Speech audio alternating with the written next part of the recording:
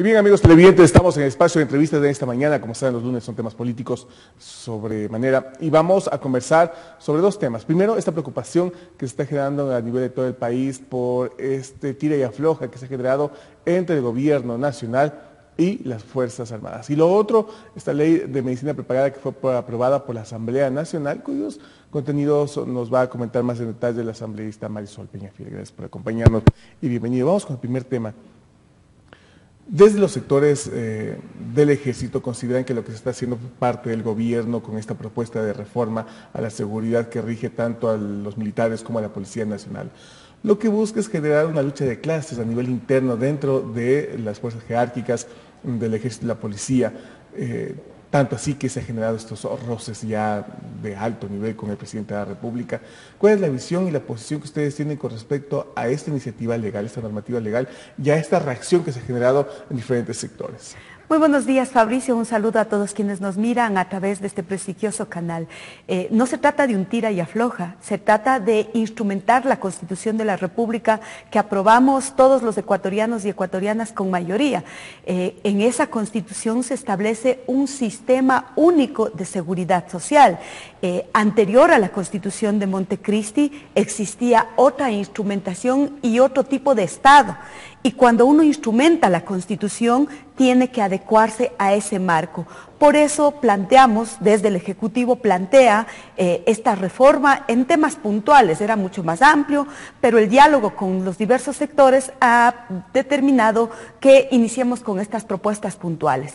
¿Qué pasa con el tema de la seguridad social? Que son regímenes especiales y que esa especialidad también se ha ido estableciendo y dirigiendo a formas inequitativas en cuanto a recibir sus remuneraciones cuando usted se jubila.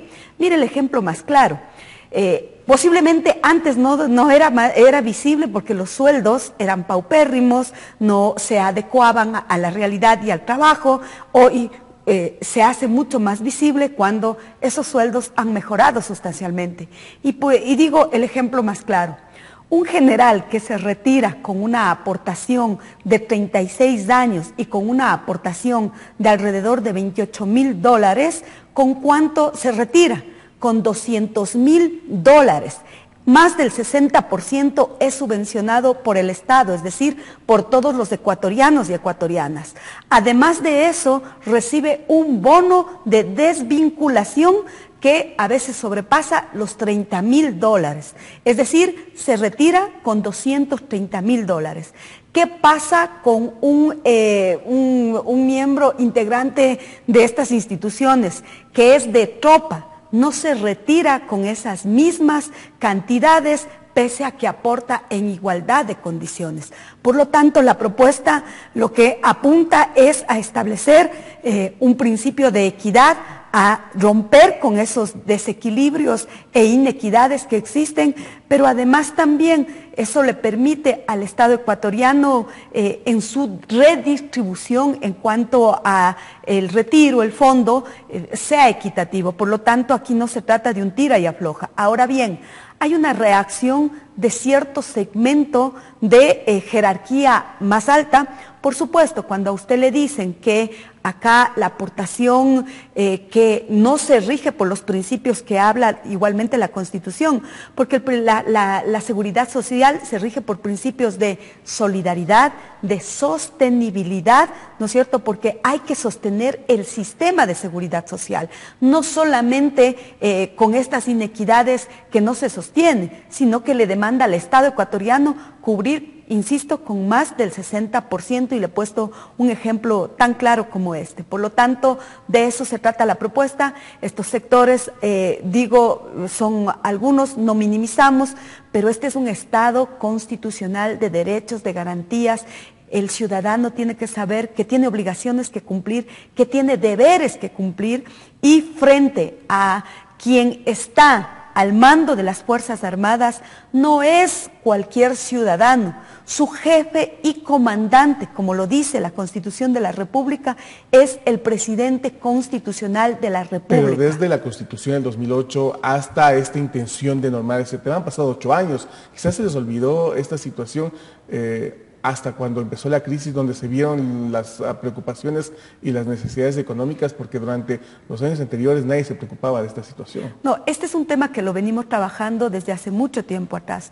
En el periodo anterior iniciamos una serie de reformas, tanto para la seguridad social, bajo este principio de universalidad, ¿no es cierto? Establecimos ya otras acciones en el periodo actual, igualmente la reforma que aprobamos sobre el tema de los fondos de cesantía, sobre el tema de las utilidades, sobre el tema de la entrega de recursos del 40%, ha significado ir a pasos que no signifiquen irnos en contra de los derechos y sin socializar, sino por el contrario, garantizar derechos y construyendo colectivamente. Eso ha sido un proceso, esto no ha sido un soplar y hacer botellas, Fabricio, ha significado que la instrumentalización de la Constitución a través de las normas secundarias respondan al momento y a la realidad histórica que vive el país. No nos hemos olvidado, no es un tema de que no hay recursos, reconocemos los momentos difíciles que vive en la economía ecuatoriana, sin embargo,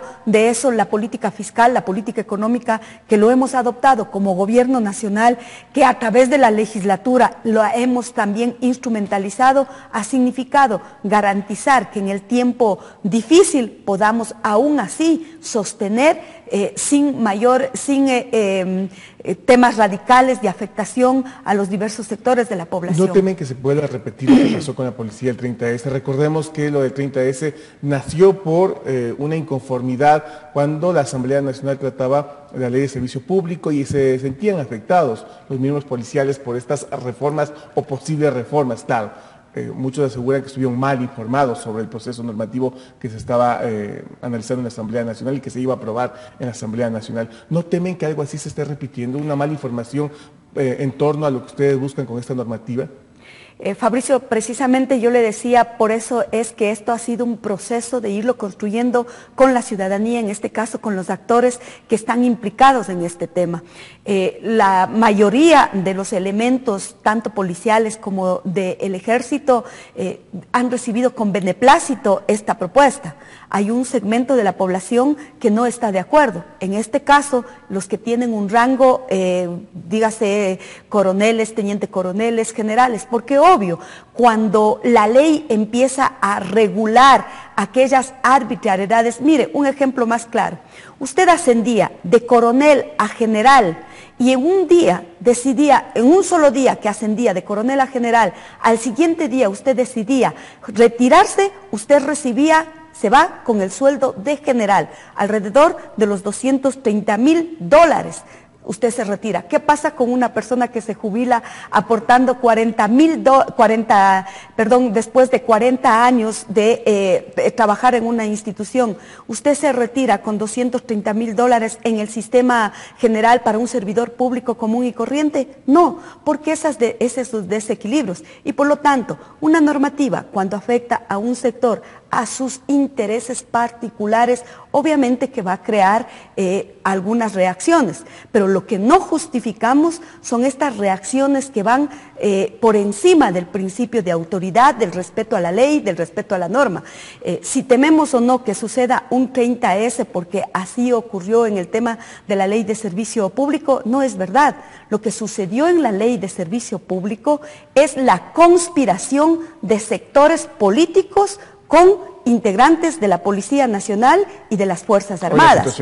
Hoy, pero permítame aclarar, Fabricio, en ese momento lo que se dijo es que se atentaba a su derecho a estos sectores y que se les quitaban sus beneficios a través de lo que significaban sus bonos, sus aguinaldos y una serie de situaciones. Ha transcurrido el tiempo y miramos que la ley jamás atentó a sus derechos.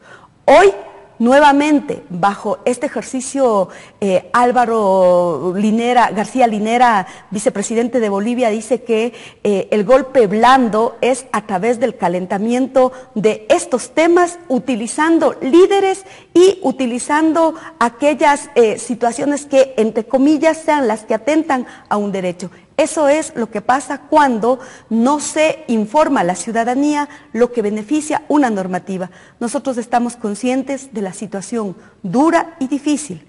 es que nunca en el país las Fuerzas Armadas estuvieron acostumbradas, diríamos, a que un presidente pueda no sucumbir frente a sus pretensiones, sino por el contrario, garantizar el derecho de mayorías. Así es que nosotros tomaremos una decisión frente a esta propuesta e iniciativa del Ejecutivo que ne beneficie a la mayoría, porque Fabricio, la norma, las leyes no se crean con el carácter de unas particularidades para defender a reducidos grupos. Así se construyeron las normativas anteriormente. Ahí unas leyes de regímenes especiales para beneficiar a unos sectores y no a las grandes mayorías. La Constitución del 2008 tiene unos principios que desarrollar que van apuntando a garantizar los derechos de las grandes mayorías y hay que tomar las decisiones por más costo político que tengan, por más riesgo que podamos asumir, pero lo seguimos socializando con los diversos sectores. En este caso, los de tropa nos piden a gritos aprobar la normativa. Los de tropa, el común soldado, el cabo, el policía que no tiene ese rango, nos dice estar de acuerdo. ¿Quiénes son la mayoría frente a eso?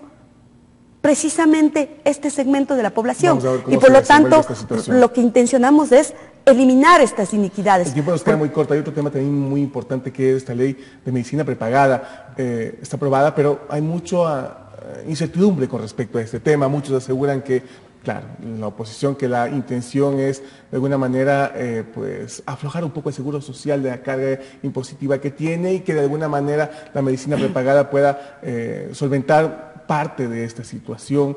Otros inclusive aseguran que va a ser una obligatoriedad contratar una medicina prepagada, a pesar de que hoy las cuotas son bastante altas y que eso perjudica el concepto básico de seguridad social y amparo de seguridad social que establece la Constitución. Muy concreto, porque tenemos apenas 3 minutos, ¿cuáles son los elementos importantes y cuáles son los beneficios de esta ley para la colectividad? Primero decirle que el sistema de medicina prepagada no está divorciada de todo el sistema de atención y salud, porque el concepto equivocado es ese, creer que el sistema de medicina prepagada sigue siendo el negocio de las grandes empresas, que les resulta más rentable que el que no esté enfermo sea el que contrate ese servicio. Por lo tanto, creo que ese concepto es equivocado. Lo que nosotros planteamos es, primero, respetar que esta institucionalidad igualmente se instrumentalice y que esto es parte del sistema de salud.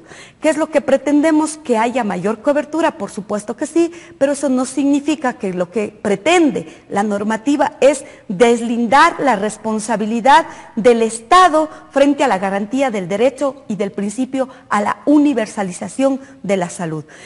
La norma lo que hace también es regular a estas grandes empresas, regular la concentración de monopolios en ciertas empresas y lo que hace es extender la cobertura para poder permitir que, por ejemplo, en el sector rural, ¿cuántas empresas de seguridad que ofrecen estos servicios de medicina prepagada han ofertado en estos sectores? No, pues porque no les resulta rentable y por otro lado lo que buscan es que su socio estratégico sea quien menos enfermedad tenga. Por lo tanto, ahí está el punto principal de la norma. El otro elemento fundamental, Fabricio, es que no solamente sean determinadas enfermedades, es decir, cuando usted iba a contratar este servicio, usted tenía que estar completamente sano. Lo que ahora determinamos en la normativa, inclusive que sean beneficiarios aquellas personas con enfermedades catastróficas, con enfermedades terminales. Ponemos énfasis en los niños, niñas y adolescentes y las personas adultas, porque resulta ser que un niño que tiene una enfermedad como el cáncer, por ejemplo, no es beneficiario porque les resulta costoso a esta entidad y lo que ellos quieren es precisamente su principio y fin, el lucro. Y la salud no es para lucrar, la salud es una garantía y un derecho y por eso estamos regulando a través de esta normativa. Igualmente, lo que hemos también establecido en la normativa es que esas ganancias o ese monto que se obtiene sea reinvertido, las utilidades sean reinvertidas no en patrimonio, sino precisamente en garantizar la cobertura del servicio a quienes optan por este beneficio. Lo hemos complementado además con el debate que ya tuvimos en el primero sobre la ley económico urgente, en la cual establecemos unos incentivos para las empresas que contraten estos servicios para beneficio de sus trabajadores. Insisto, el sistema de salud tiene algunas formas de garantizar el derecho de los ciudadanos y las ciudadanas, y en ese marco el sistema de medicina prepagada no es un punto y aparte o está divorciado de todo el sistema integral. El ente rector sigue siendo el Estado a través de su delegatario, y por lo tanto lo que hemos hecho es ordenar la casa en el tema de salud con esta normativa. Muy agradecemos a Marisol Peñafiel hablando de temas importantes, explicando estas dos normativas que se están planteando dentro de la Asamblea Nacional. Nos vamos a una pausa, seguimos con más entrevistas.